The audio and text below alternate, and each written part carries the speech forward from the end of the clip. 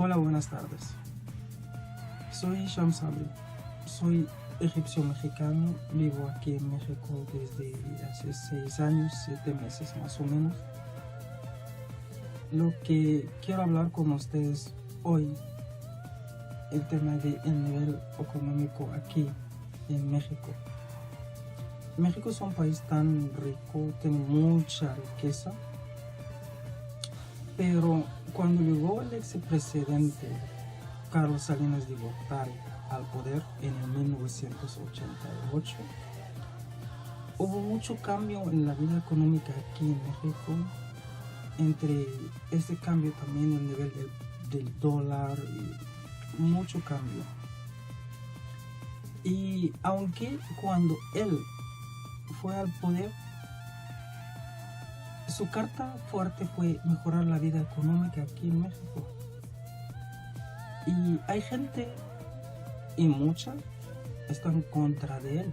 Estaban diciendo que él fue muy malo y empezó el problema económico aquí en México. Y hay gente, son muy poca gente que dicen que están a favor de él, como él intentó hacer algo bueno en el país, pero no se pudo. Y vamos a ver qué pasó en su sexenio, cómo empezó, cómo terminó, y libremente que cada quien tiene su punto de vista, que él fue bueno o fue malo. Ahorita vamos a ver el video juntos. Muchas gracias.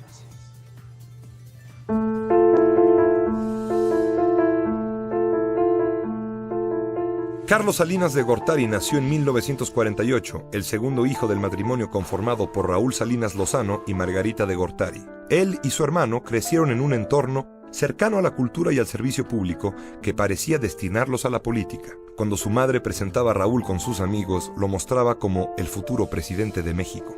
En un trágico incidente, los dos hermanos Salinas, de 5 y 3 años respectivamente, participaron en la muerte de una trabajadora doméstica, quien accidentalmente recibió un tiro del rifle con el que jugaban. El padre de Carlos, Raúl Salinas, llegó a ser secretario de Industria y Comercio durante el sexenio de Adolfo López Mateos, pero la designación de Díaz Ordaz como sucesor acabó con su ambición de alcanzar la primera magistratura. En aquel momento, su primogénito Raúl le prometió que él sí sería presidente. Después de estudiar en la Escuela Nacional Preparatoria, Carlos Salinas ingresó a la Facultad de Economía de la UNAM en 1966. Entre 1972 y 74 estudió en Harvard, donde obtuvo las maestrías en Administración Pública y Economía Política. En 78 alcanzó el doctorado en Economía Política y Gobierno por la misma universidad. En 1971 había comenzado a trabajar en la Secretaría de Hacienda y Crédito Público, y allí continuó hasta 1981.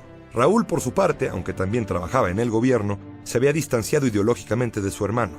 Ello, y la cercanía de Carlos Salinas con su antiguo profesor de la universidad, Miguel de la Madrid, resultarían circunstancias decisivas para que el hermano menor se le adelantara en la búsqueda del poder. Una vez llegado a la presidencia en 1982, de la Madrid puso a Salinas al frente de la Secretaría de Programación y Presupuesto. Fue entonces que se empezó a conformar en el gobierno el grupo de los tecnócratas, jóvenes economistas educados principalmente en Estados Unidos, partidarios de que el Estado disminuyera su tradicional papel rector en la economía. Se les llamaba tecnócratas pues presumían de su conocimiento técnico para manejar las variables económicas del país. Salinas era, sin duda, el más destacado de ellos. Carlos Salinas fue escogido como candidato a suceder a De la Madrid en 87. Al saberlo, su padre, Raúl Salinas Lozano, se echó a llorar y lo abrazó. «Ya la hicimos. Nos tardamos 25 años, pero llegamos», le dijo a Carlos. En las elecciones presidenciales de julio de 1988, el PRI por primera vez se enfrentó a dos candidatos de oposición fuertes: Cuauhtémoc Cárdenas, por una coalición de partidos de izquierda, y Manuel Cloutier, por el PAN. La tendencia en los resultados preliminares del conteo favorecía a Cárdenas, pero tras una misteriosa caída del sistema, la tendencia se invirtió y terminó por darle el triunfo a Salinas. El 1 de diciembre, Carlos Salinas de Gortari tomó posesión como presidente de México. La carta fuerte de su sexenio fue la económica. Consiguió una notable reducción de la deuda externa, que pasó del 63% del PIB en 82 a solo el 22% en 1994. También emprendió la privatización de la mayor parte de las más de 1,000 empresas que poseía el gobierno, casi todas ellas altamente improductivas y que significaban una enorme carga económica para el país, con lo que liberó recursos que se destinaron a programas sociales y el pago de la deuda externa. Reformó la Constitución para que los ejidos pudieran convertirse en pequeñas propiedades. Esto representó la disminución del tradicional control que el Estado ejercía sobre los campesinos desde la década de 1930. Pero su mayor triunfo fue la firma del Tratado de Libre Comercio de América del Norte en 1992, con lo que México abrió su economía a uno de los mayores mercados del mundo. En medio del optimismo y de la euforia provocados por las reformas, acompañados del reconocimiento internacional, se llegó a decir que México finalmente estaba a punto de ser un país del primer mundo. El programa Solidaridad se convirtió en eje de la política social de Salinas. En él se invirtieron miles de millones de dólares para crear infraestructura, dar créditos y llevar servicios a comunidades rurales y marginadas. Al cumplirse las 2/3 partes de su sexenio, la aceptación del presidente y su programa parecía total. En el ámbito político, algo inusitado ocurrió durante el gobierno de Salinas. Por primera vez, en Baja California, el cargo de gobernador lo ocupó un candidato opositor. Pero la tolerancia priista no llegó más lejos. En Guanajuato y en Michoacán, el PRI se encargó de consumar nuevos fraudes y manipular las elecciones. Al mismo tiempo, un nuevo partido de izquierda, el PRD, sufría, según sus propias cifras, el asesinato por motivos políticos de más de 600 militantes a lo largo del sexenio. En 1993, en el aeropuerto de Guadalajara, el cardenal Jesús Posadas Ocampo murió asesinado por narcotraficantes, al parecer confundido con un capo. Ese mismo año, investigaciones periodísticas advertían de la presencia de guerrilleros en Chiapas. Ambas eran advertencias de que el país escondía rincones oscuros.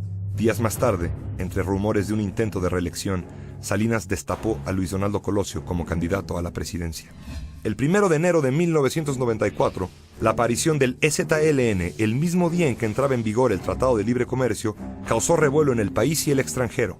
La respuesta inmediata del gobierno salinista fue armada, pero la presión nacional e internacional lo decidió a decretar una amnistía. La campaña de Luis Donaldo Colosio comenzó a tener problemas. En sus discursos, el candidato marcaba distancia de Salinas. Se habló de un posible reemplazo de Colosio. Si la intención del candidato era llevar a cabo una profunda reforma política, como algunos creen, nunca lo sabremos. Murió asesinado el 24 de marzo en Lomas Taurinas, Tijuana.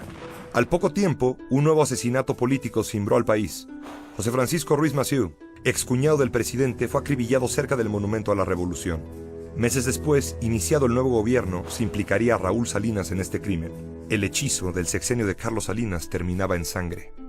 En este clima de inestabilidad política y social, los capitales extranjeros comenzaron a salir masivamente del país. Aunque el proyecto económico de Salinas naufragaba, su orgullo o la creencia de que la crisis podía ser controlada por el gobierno de su sucesor le impidieron tomar las medidas que quizá habrían disminuido los graves efectos de la crisis que se avecinaba. La catástrofe sobrevendría a principios del siguiente sexenio, el de Ernesto Zedillo.